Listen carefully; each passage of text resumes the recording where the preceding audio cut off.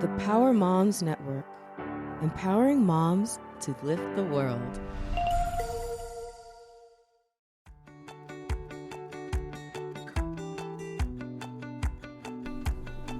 Welcome.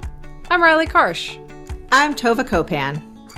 We are thrilled to bring you the We Go Boldly podcast. Let's talk big burning questions, life changes, and maybe a bit of personal business. Let's be bold and brave together. Are you ready? I am.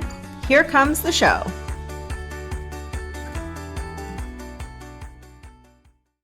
Hello, everyone, and welcome to We Go Boldly, the podcast. We are, as always, very, very excited to have you with us today.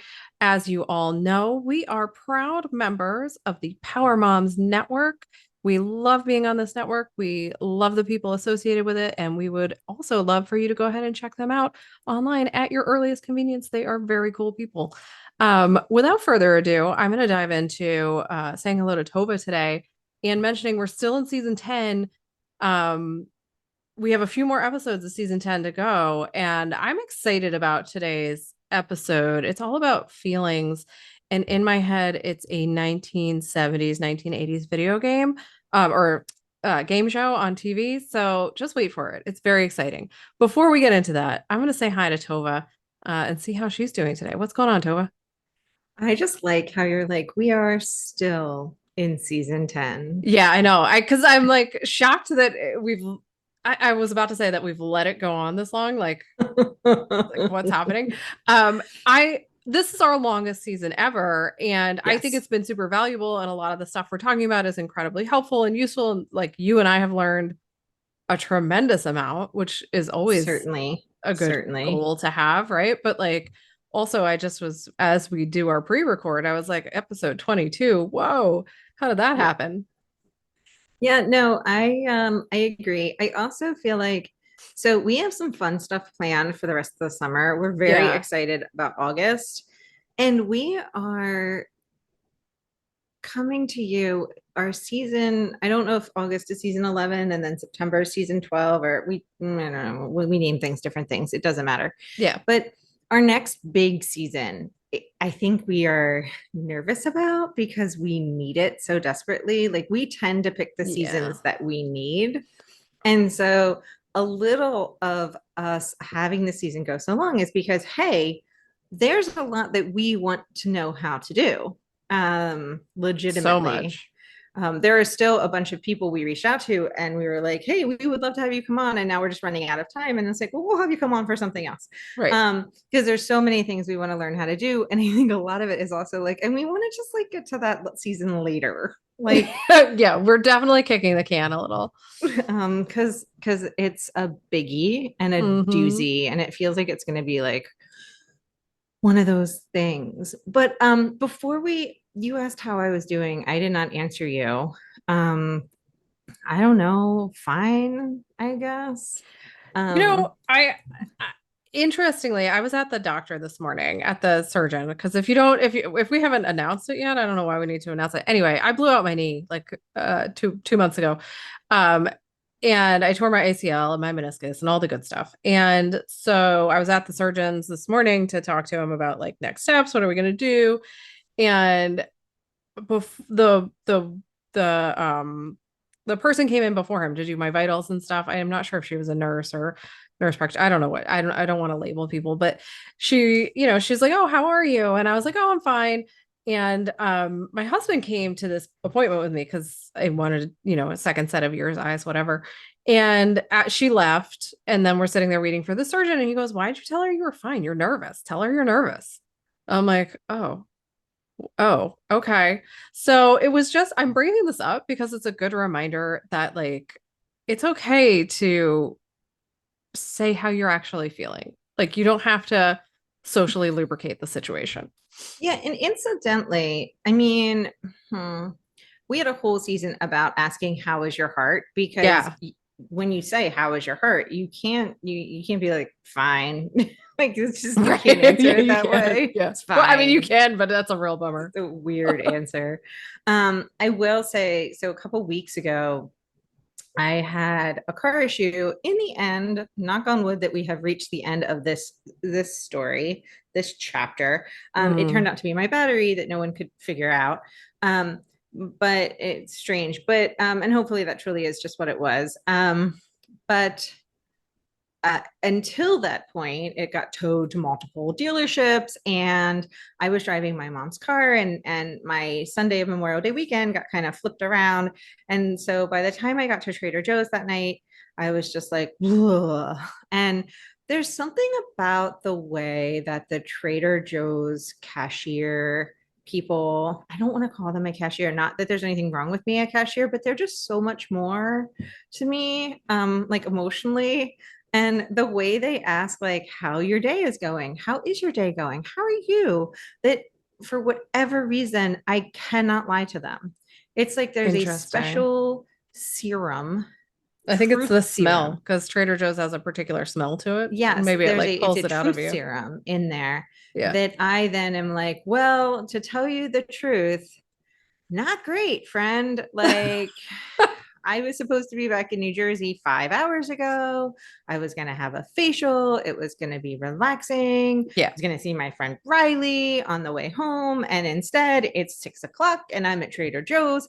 And he was like, so, and I see him like the amount of my bill like decrease. He's like, so these flowers are on us. And he's like, I hope that your day gets better. That's fantastic. And I was like, well, thank you. And I'm not saying that every time you tell somebody the truth about your feelings, that you will get free flowers, but hey, and what I think is sometimes nice is if somebody says, how are you doing? Sometimes it's like, I don't know, but let me tell you about my day, because I don't even know how to answer that question. Yeah. Like I don't have an adequate explanation, which brings us into our topic for today. Exactly. Like I cannot name that feeling. Yeah. So tell me how.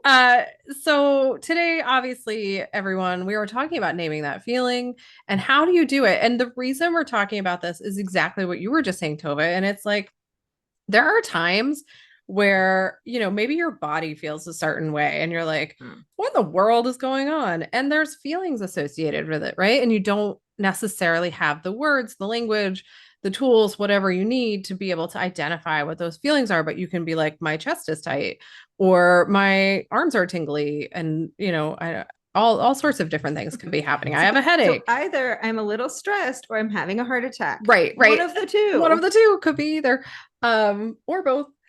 And so it's important that we figure out how to at least start the process of recognizing, one, you're having a feeling, right? And two, what is it? What is it? Like, what is the feeling? Because how do you deal with something if you can't even name it, right? Like if you can't even like look at it and be like, that's frustration or that's sadness, right? Like, let's figure that out. So that's why we're talking about this today.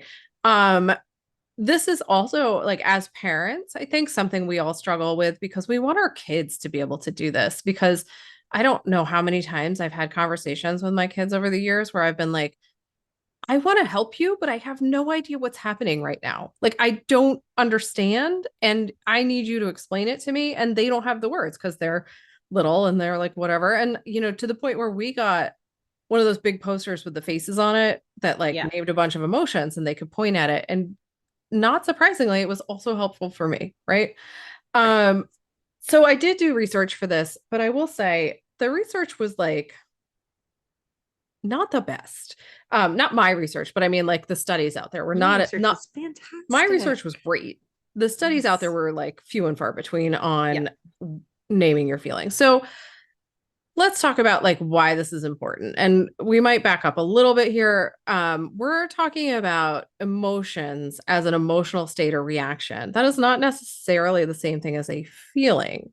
So there's like a first divergence that not all of us follow, right? Like I'm certainly guilty of saying feeling when I mean emotion or emotions when I mean feelings, because it's a muddy area, it's murky area. But just to be aware, they are technically different things. So why do we need to identify our feelings?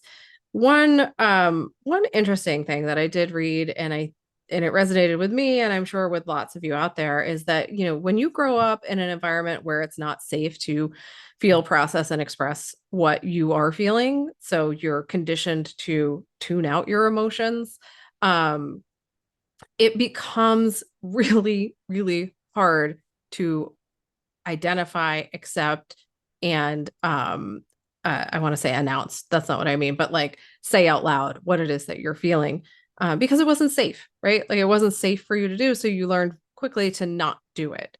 And this is a culturally common experience for people. Well, and I don't want to just like jump ahead or just muddy all the waters, but I'm going But to. you're going to. But I I'm like going it. to because the Supreme Court has been on my mind quite a bit I recently, can't and it imagine is why. because they are muddying the waters right Mhm. and left.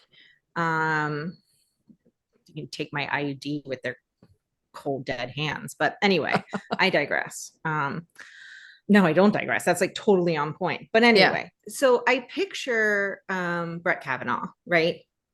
And Brett Kavanaugh has not been adequately taught to use his words, right? Like, I think we can all agree, not when he writes something, but like when he was in front of a group of people, he was raised in a society where now you tell me, is it the feeling or emotion when he's sitting in front of them and he just looks angry and he's getting like angry? Is Well, that so his the emotion is more of the expression of it, Okay, right? so then And the the feeling emotion is is anger, but the feeling underneath could be frustration, sadness.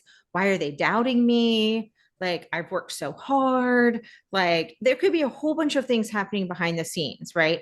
But it's coming out as like yelling and angry, and he's all red faced, and I right, drink the beers with the right. boys, and I don't Fear. know, whatever. And then Weird. there's Christine Blasey Ford, and she is very put together. And you often hear about women when we get frustrated because when we're angry, we cry. Like the emotion that comes out are tears. Because for women, tears are considered to be like acceptable behavior, right? Like if we were to yell and be like red faced and screaming, we would be hysterical, because we have uteruses. Right, And or not all women, but most women have uteruses. right, right, right. And like, so we would be hysterical, but we can cry, right? So the emotion that comes out are these tears, but that doesn't mean sadness or weakness. It could mean anger. It could mean frustration. It could mean they're not listening to me. They don't believe me. They don't like Chris. Now, I'm not equating what she was saying to what he was saying, but they were both trying to tell their versions of their truth in front of a group of people, and they were coming across as very differently. And their underlying emotions or feelings may have been similar, but their emotions coming out were like dictated as to what our culture would allow the genders to express. Am I Yes. getting emotions and feelings like Yeah. So if you think sorted? about a feeling you can't stop having, like a feeling you're going to have no matter what, it's going to be there. An emotion you're more in control of in the way you display it, right? And that's why Yeah, when I said before, like no matter what happens, you're going to have feelings. Like they're there. Doesn't matter what your childhood trauma is, it doesn't matter like what dangerous situation you're in right now, you will feel the feelings. right. It's whether you allow them out or not, right? So it's emotional repression or suppression. And so we part of why we want to be able to name the feelings is so that we can get to the point where we're emoting, right? Where we're like Yep. appropriately releasing the feelings from our body so that we can complete that stress cycle that we've talked about a million times. And when, in your example, as you say, both of those parties have been culturally conditioned to emote in a certain way that is most effective for them. Men, often it's anger, rage, yelling, screaming, throwing things, temper tantrums, right? And women, it's either that like icy cold or crying.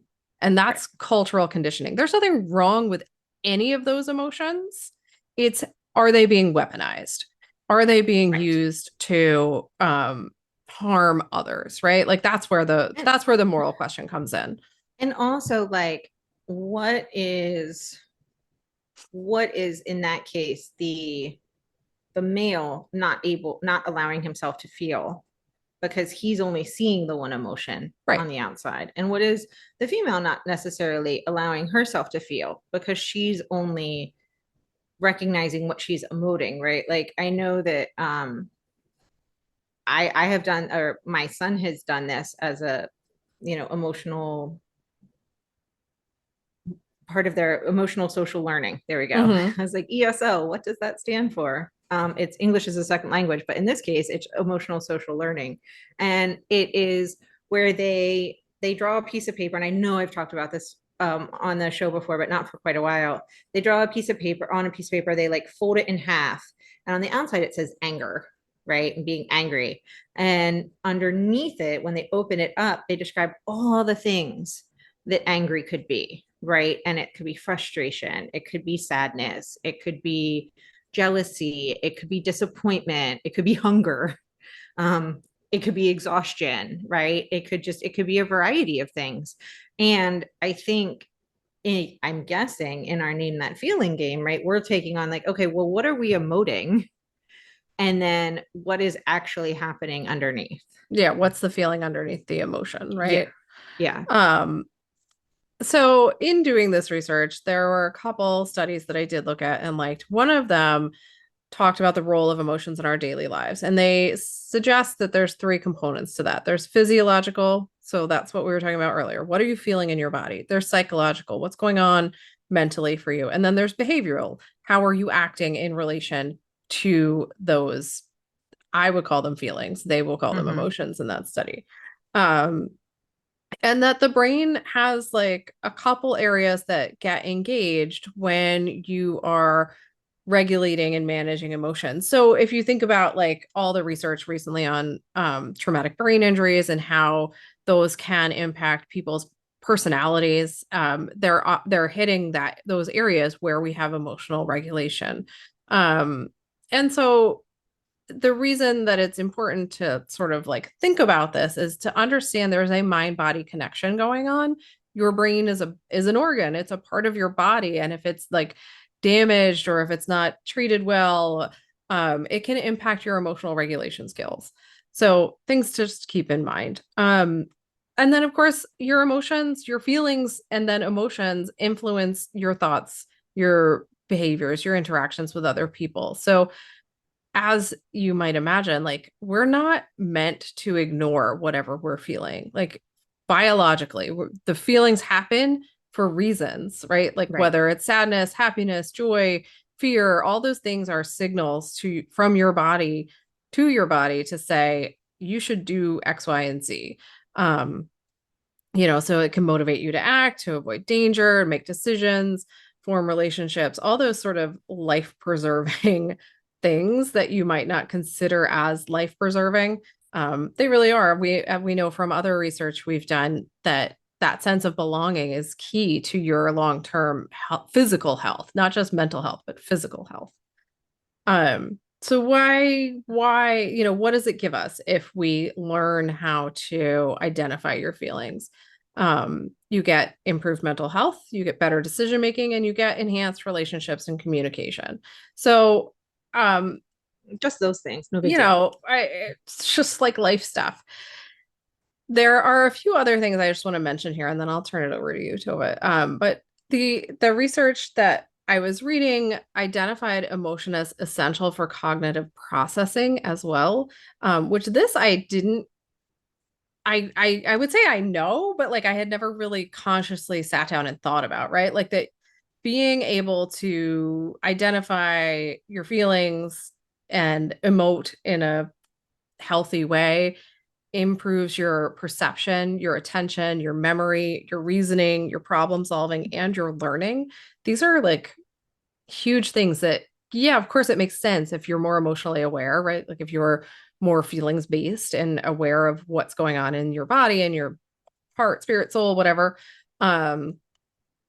To be able to be better able to perceive what's going on around you and pay attention and keep things in your memory, all that stuff makes sense to me. But I was surprised by reading it. I mean, the way I always picture of it is sort of like I mean, now I'm going to think of like, these are the sands of our lives. These are the days of our lives. But those like the sand, those things with the sand, I cannot think of the word, what it is. I don't know The, either. The sand timer thing. Yeah. the sand timer things. And like God, that's your brain annoying. only has so much energy, right? Like every day. I mean, and this is true. Like your brain can only make so many decisions. Your brain has so much energy. Your brain can only do so much in any given day. And if it's spending a lot of time either covering up your feelings because it's not processing them, like even if it's just letting feelings pass through, like this is a different conversation, but how feelings are not facts, right? But Right. like even if it's just like, oh, that's an interesting feeling, maybe I should eat something. Like that was interesting. You know, whether it's a feeling that's passing through, or if your brain isn't in the habit of, I say properly, but like healthfully processing your emotions and processing these feelings so that the emotions that come out are coming out in a healthy way, it's spending so much energy doing those things, it would make sense that there doesn't have the extra energy for memory keeping and problem solving and learning, and also that your reasoning and logic and problem solving could be slanted, right? So if you don't know what is driving your decision making because you haven't named those feelings, Right. right? I'm on the 900th rereading of Bridgerton, which admittedly is not my favorite of this genre. And if you are new to the genre and you read Bridgerton, like I have like Riley and I have so many other books for you to read. Many other recommendations. But, you know, I'm scratching an itch while I wait until the 13th for the second part to come out of the third season. And, you know, the one character in the first book spends a lot of time making decisions that he thinks he's making when really he is just making them in reaction to something else. And he is not in control of he's not in control of his decision making because he's not dealing with his feelings. Right. And so it makes sense that if you're not processing your feelings, if you're not letting your emotions have a healthy outlet, that they would get in the way of all of this other cognitive processing. Right. We need to take a break. Yeah. I was going to say that. Let's take a break. And when we come back, we can talk about specifically how to identify your feelings. So we will be right back after this break. Well, hello there, ladies. Are you ready to elevate your life and connect with like-minded souls? Join us every week at the Go Boldly Together weekly Women's Circle, where strength meets sisterhood. Dive into empowering discussions, share your victories, and navigate challenges together. Our circle is a safe space for growth and inspiration. Experience the power of collective wisdom and unleash your full potential. Don't miss out on the transformative energy. Click the link in our show notes or visit us at goboldlyinitiative.com/women's weekly group to learn more about our Go Boldly Circle today. Together, let's embrace the journey of personal development and let's celebrate that unstoppable force within each of us.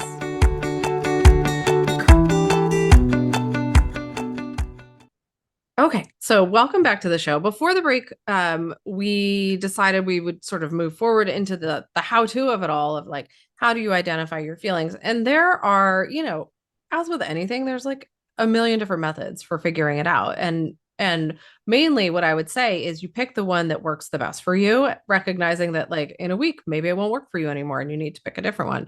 But let's start off with sort of recognizing that emotional awareness is the ability to identify emotions in yourself and in others, right? Like being attuned to other people can help you figure out your own feelings. So a few techniques, I mean, we talk about this. I feel like a broken record. Mindfulness, right? So mindfulness, meditation, silence, sort of going inside and figuring out that inner voice, all of those things will help you start to recognize whatever feelings you're feeling, and be able to identify them. But I think, and And I don't want to downplay that because it's super important, and I can't say enough how much it will help people to do those things. But I think more practically speaking, um, there are a couple things that the research suggests that we should all try and do. One of those is body scanning. And so when you body scan, it's pretty much exactly what it's called. You start at one end of your body and work your way through it and start to like name, okay, what's going on in my toes right now? What do I feel in my feet? What do I feel in my ankles? And you go through your whole body and you identify like physically what you're feeling and then attach that to whatever feeling is happening inside you. So maybe it's joy, like maybe you're like really excited. And so you feel tingly or you feel like bouncy or one of those things. But for other people, maybe that tingly and bouncy is anxiety, right? So think about what those feelings, like the physical feelings in your body, how those connect to the mental, I guess, feelings in your body. So that's one thing you can do. I also really like the emotional wheel.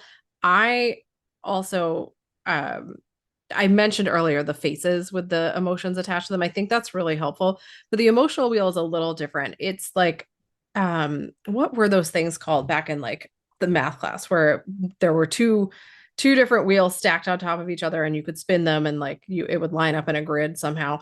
Um but there's a name for them, but I don't know what it is. We're struggling with names today. But basically what an emotional wheel is you have like you can Google this and you should if you want to use it. Google it and you'll find many examples out there that you can just use. You don't need to reinvent the emotional wheel. And in each sort of quadrant of the wheel, there's like a category of emotions like happiness, sadness, anger, whatever. And then it breaks it down into smaller nuanced feelings. And the reason I like the emotional wheel is because what you can do with it is you can say, all right, I'm in the happy quadrant, and I'm in that quadrant more specifically in the excited and anticipatory and, joyful section, right?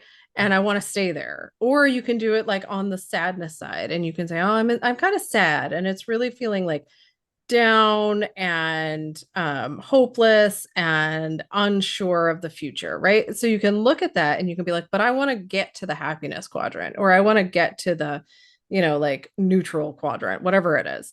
And you can recognize, all right, so that requires me to like sort of look at these other emotions in the sadness quarter.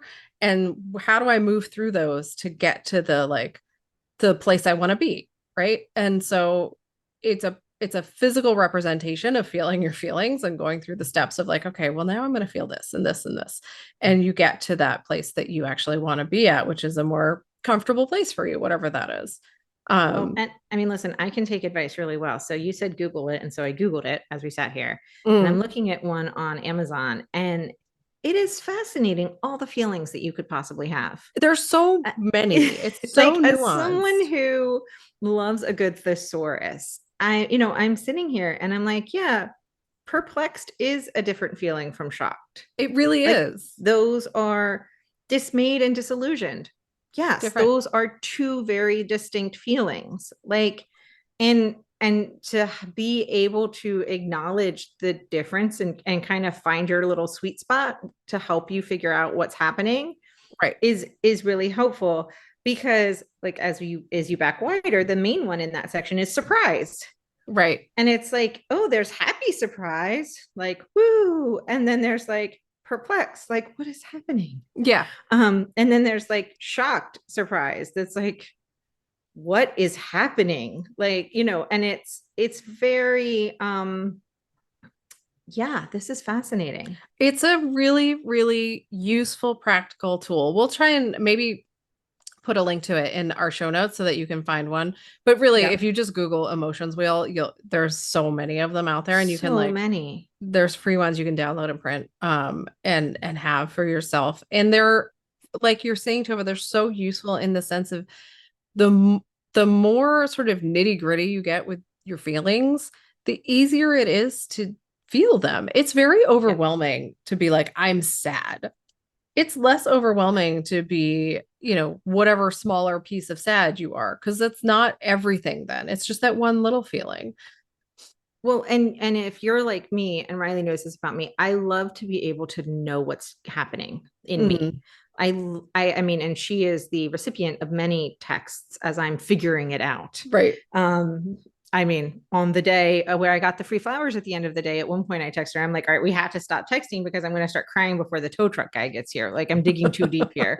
But I feel better when I can name what is going on. When I'm like, oh, okay, I am grateful, but also this feeling is happening. And so, yeah, I love that idea of an emotional wheel just to give you ideas. Yeah, because sometimes it's hard to even think of, like, I don't know what I'm feeling. Like, I'm just sad. But really, are you just sad, or is there something else big, like smaller, like little bit that you can look at and be like, yeah, this and is like really what it is. overwhelmed feels kind of overused right now. Right. Like, yeah.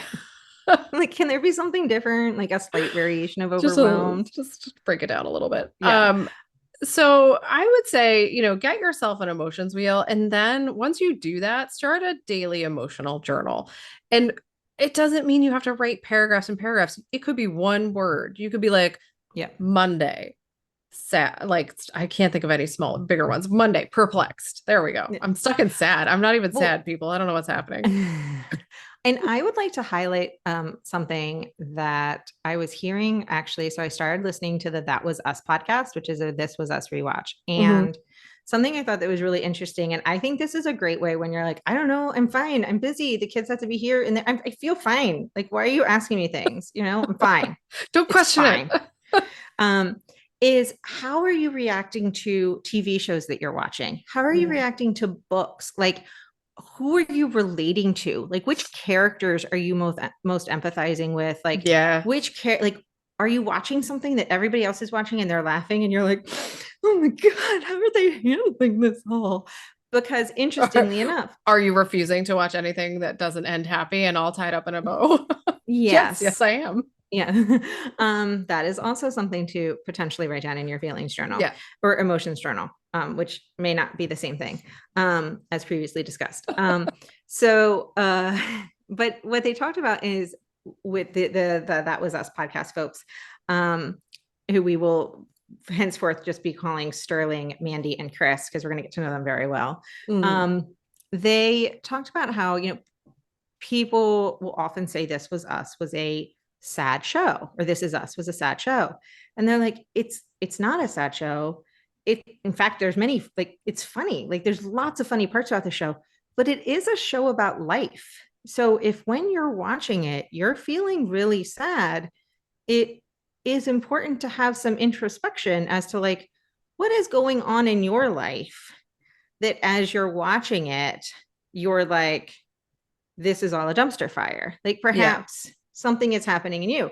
I mean, in an easier example, I cried my eyes out every week that I watched My So-Called Life. But it was 8th grade. Of course I did. Like, it's middle school. Everything is hard. The emotions are massive. Yeah. Like, so I watched My So-Called Life and released all the emotions. And then, my friend and I spent all weekend breaking down every little thing that Jordan Catalano did all weekend long.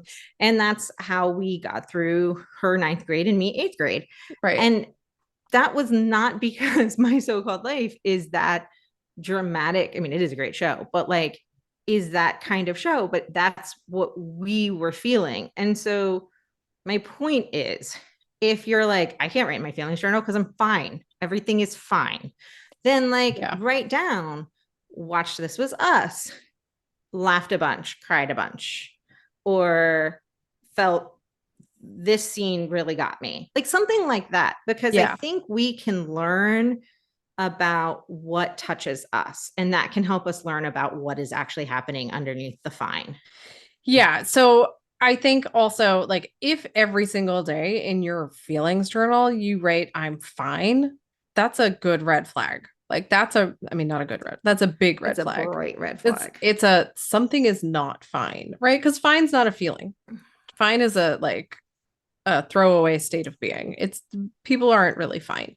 You're either like you get the feelings wheel and you go through it and you're like, oh, I'm actually like some subset of happy or some subset of sad, right? Like it's not fine as an in my very humble opinion, fine is not a statement of being. I mean, and you can even out to fine. And I do believe that. Like you can be like, well, I'm feeling overwhelmed over here. I'm frustrated here, having a great time over here. I'm this way, and I don't feel like properly answering your question. So I'm fine. But when you're asking yourself, Yeah. you Yes. need It's to a be different able to story. say overwhelmed, frustrated, feeling a little joy, had a fun dance party with the kids, had some gratitude over here. Like I have all these emotions. Yeah, so I want to take another quick break, but when we come back, I want to talk about this more in depth of this idea that like when we want to name our when we're naming our feelings, we need to like go deeper and talk to ourselves, not like project it out to our mother-in-law who like we're never going to tell we're not fine to, right? Like it's who are you speaking to? Are you speaking to other people? Are you speaking to yourself about yourself?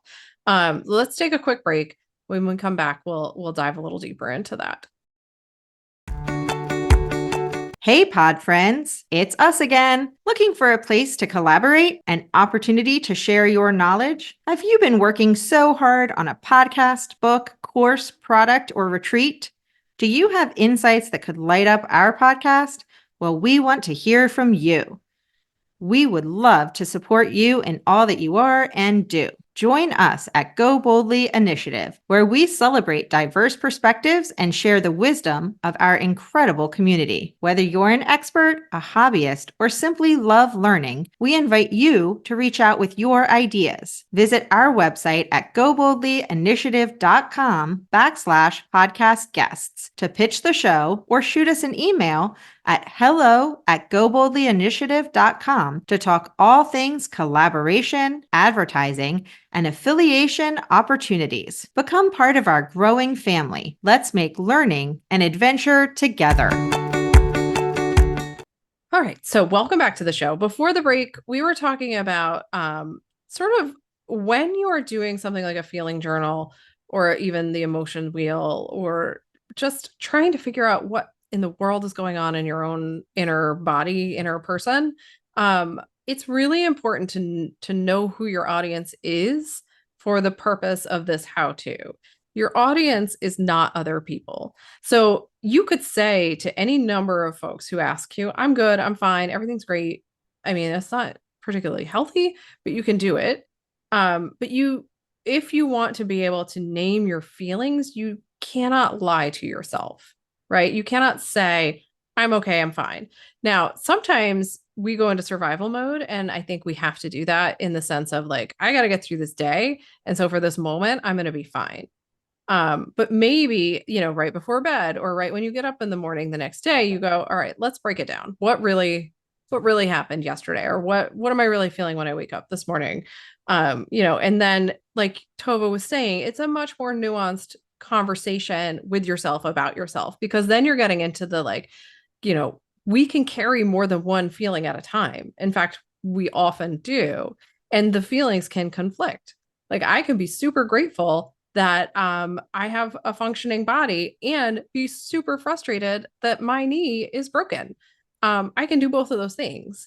I'm grateful and frustrated and sad that I have to have surgery and happy that I have the ability to have surgery, right? Like there's so many layers of feeling going on there.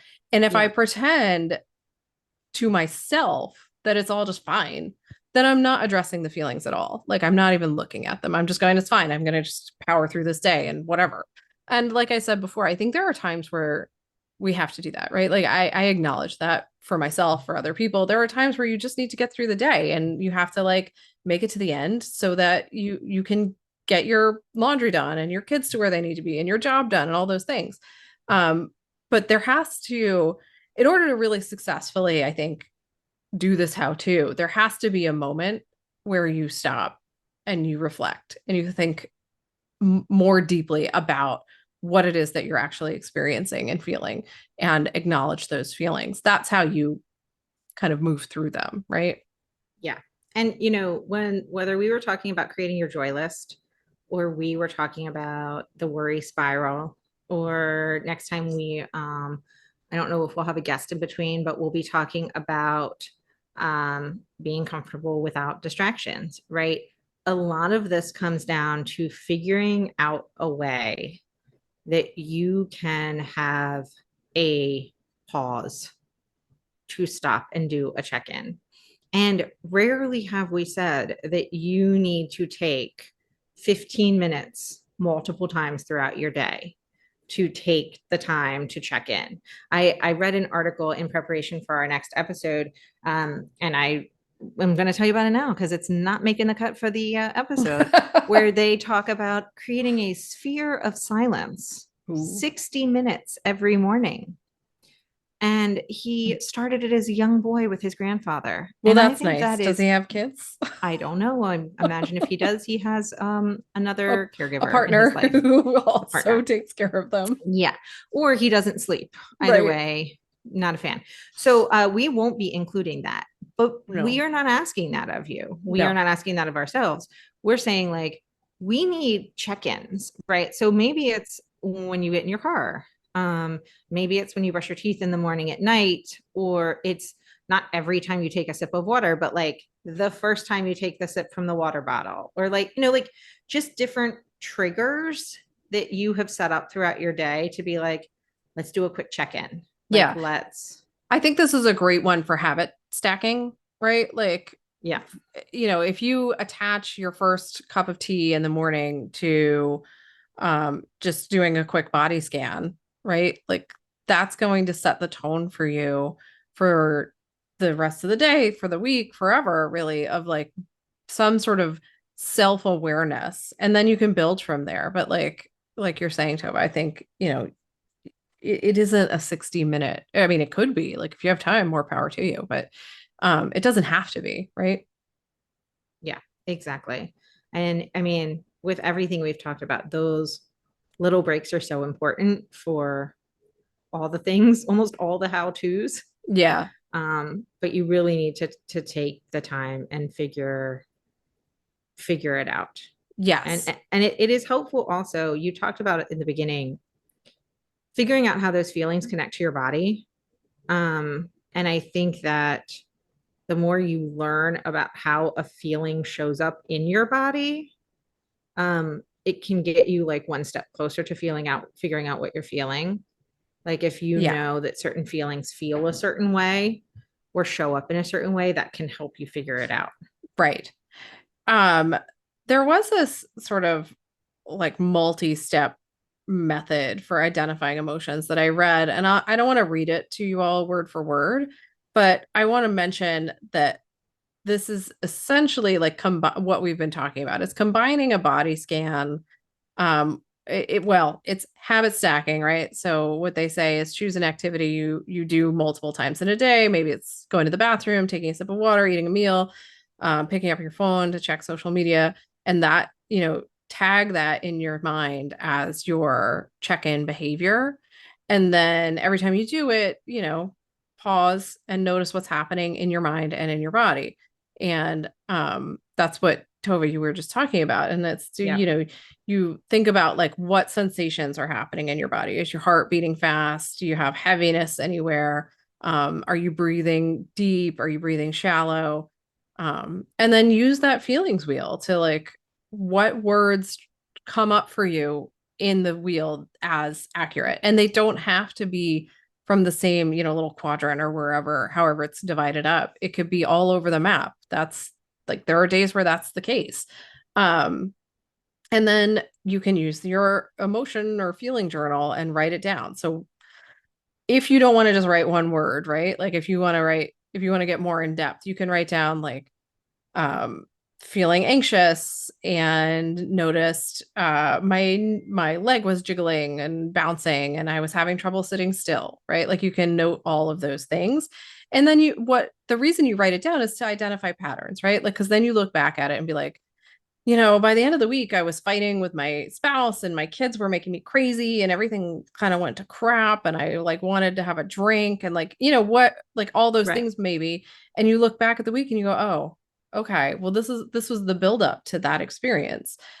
What can I do to alleviate some of the stress? What can I do to, take away some of the anxiety I was feeling? What steps do I need to take? Um, and I think that that is one of the best ways to start to not only identify how you're feeling, but identify how you want to deal with what you're feeling, right? Like, how do you want it to come out in your life? Do you want it to feel out of control? Do you want it to feel like something you have a say in? I know sometimes I've felt like I'm acting, for lack of a better description, crazy. And I don't like it. I don't want it to feel that way. And so having this kind of tool would help me to change those behaviors that I might be exhibiting, right? Well, and I Um, think it can also teach you um, it can also teach you not what are all feelings are real and all feelings are not fact and all feelings are fleeting and right. but it can show you like, oh, I just needed a shower. Like there are so many times when I feel like my day is going off the rails and I just need to take a shower. Like when I've just realized like I was busy all morning, I worked out, I went for a walk, and I've just been in my sweaty clothes all day. And then I'm like, huh, if I just took a shower and then I feel so much better. And I think for other people, it's like, oh, I was just hungry. Mm-hmm. Or those were the days at the beginning of the week that I wasn't sleeping well. Yeah. And then I started getting some good night sleeps. And suddenly, like, the world isn't the worst place ever. And you see those things on Instagram that like kind of pop up, but I think trends are really important. Like not to say that your individual feeling at any specific moment isn't like valuable because it Right. is and you matter and your feelings matter. Yep. But I have learned that my feelings, they change a lot throughout a day. Yep. And a lot of it depends on if I'm properly hydrated and Right. if I'm properly fed and if I've had enough sleep. And yes, if I am in clean clothing and if I am in Yeah. fact clean, and there are definitely times where I have gone like, I just need to take a shower. And then I'm like, oh, maybe I just need to take a shower and then I go do it and I'm like, oh yeah, okay, that's all I need to do. A 5 minute shower. Like Yeah. this was not complicated. Right. So I think like I've said before, I love learning about what makes me tick. And yeah, sometimes it's figuring out those underlying emotions but and feelings because it's great to know like we've talked about this, like, why am I angry in this situation? I don't understand. But other times it's just like, oh, they're trends or wow, I'm always a little like you said, crazy on Thursday nights. Oh, well, there's meetings that I'm feeling really anxious about every Friday morning. Right. And that stinks. Like maybe I need to reschedule them Right. so they don't ruin my Thursday night. Or, plan for them in some way. Um, Yeah.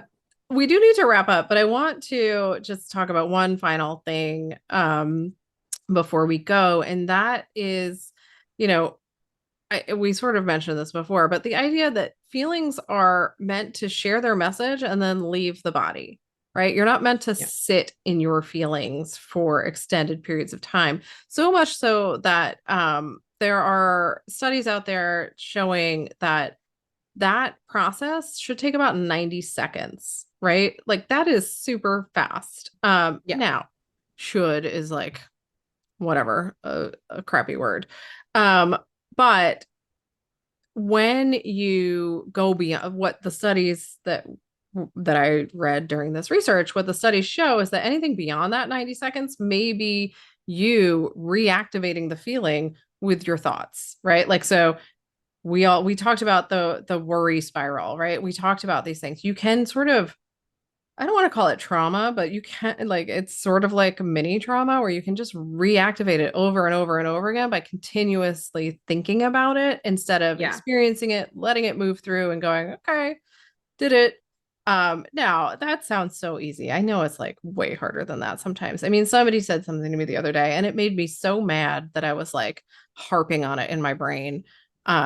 Forever, right? Like not forever, that's dramatic, but like for way too long. Like it took too much of my energy. And instead of just like letting myself go, like that sharp intake of breath and the like icky feeling in your body that you get when somebody says something Yeah. icky, and then being like, oh, well, I can't control that, and letting it go. I really harped on it. So, but there are things that that we can do to help ourselves with that process, some healthy coping mechanisms. When you have difficult emotions, you can do breathing exercise, you can do any kind of physical activity, really snaps our brains out of that cycle typically.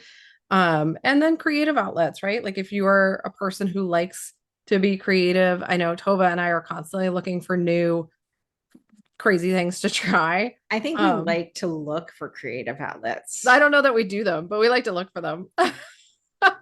But also being kind to yourself, like show yourself grace. I'm laughing at myself for that experience I had because honestly, like I spent way too much of my life thinking about what other people thought and worked really hard to stop doing that. And then I did it one day and I was like, oh man. But it was one day and it's done now. Well, and I will tell you just a couple real fast things. So one thing is as you are reflecting and learning and healing about your feelings, like you will find that you do tend to be like, oh, why am I having this feeling? And you almost start like critiquing yourself more. And then you're like, I never used to do this before.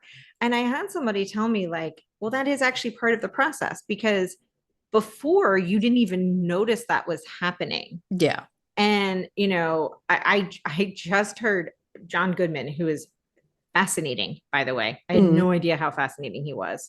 And I want to find every interview I can possibly find to hear him talk. But he was talking about how when acting comes too easily, he doesn't trust it. And then all the guys on the Smartless podcast were agreeing to that.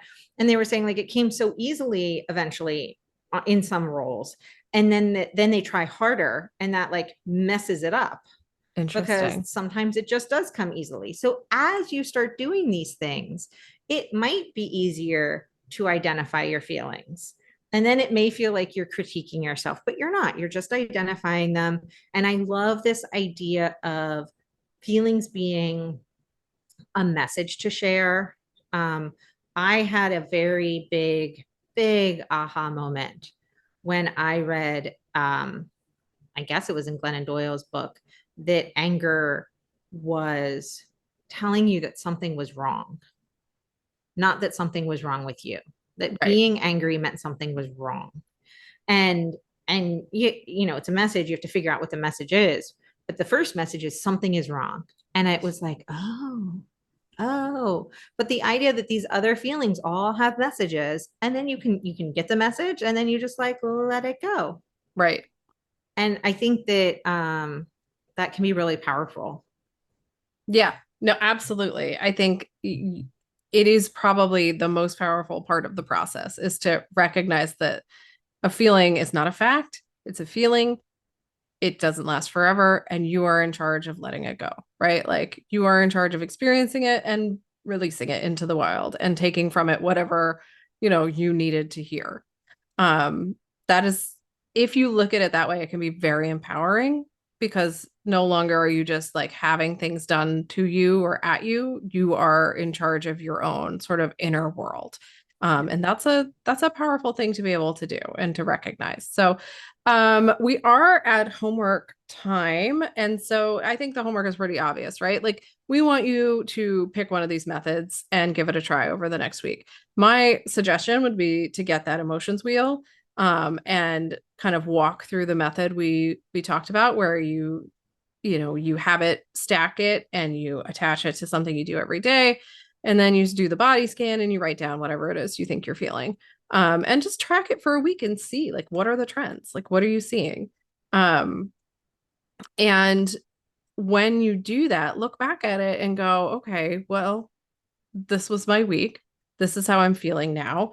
And you can make decisions from there. You could be like, you know what? I really need to not have meetings in the morning. First thing, I need like an hour when I get to work to like answer emails, right? Like you can sort of look at your ups and downs throughout the day and make adjustments to make your life better, to make it easier for yourself. There's nothing wrong with that. So share it with us. If you do that, let us know how it goes. Let us know what you notice, what trends you see. We would love to, be able to help to understand what's going on with each of you out there in the wild. And also, join our weekly women's circle. You can find out more about it on goboldlyinitiative.com or in our social media at Go Boldly Together, but we would love to have you there. It's a great place to practice some of these things and to get more information about it and figure out, how to incorporate it into your sort of everyday life. But I think that's it for this week, unless you have something else, Tova. Well, just that we are now in the thick of our summer of celebration. As you know, Riley and I have had a year of, trials and tribulations. We both, spend a lot of time in hospitals, or you will spend more time in hospitals. Yes. And so we decided that we weren't going to wait till November to start practicing gratitude. One of the things we do as part of our weekly women's circle is we end each week with what we are celebrating.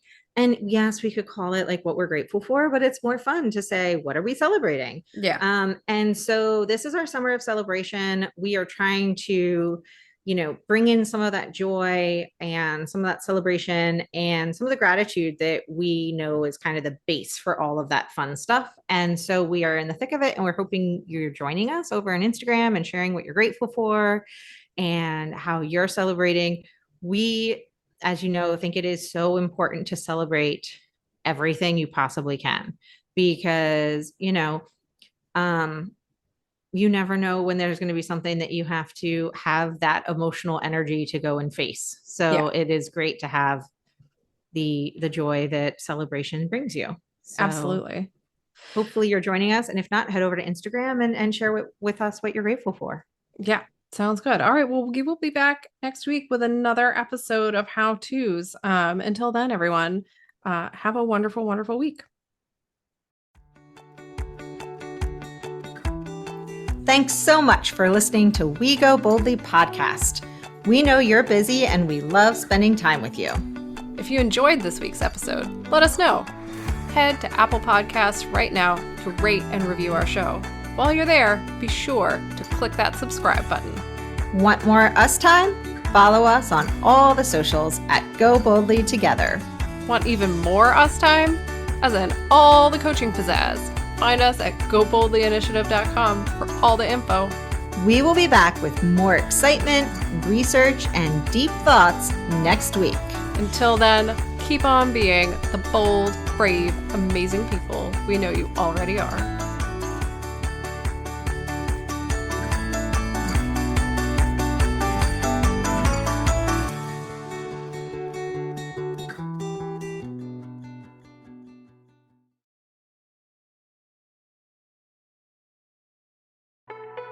The Power Moms Network, empowering moms to lift the world.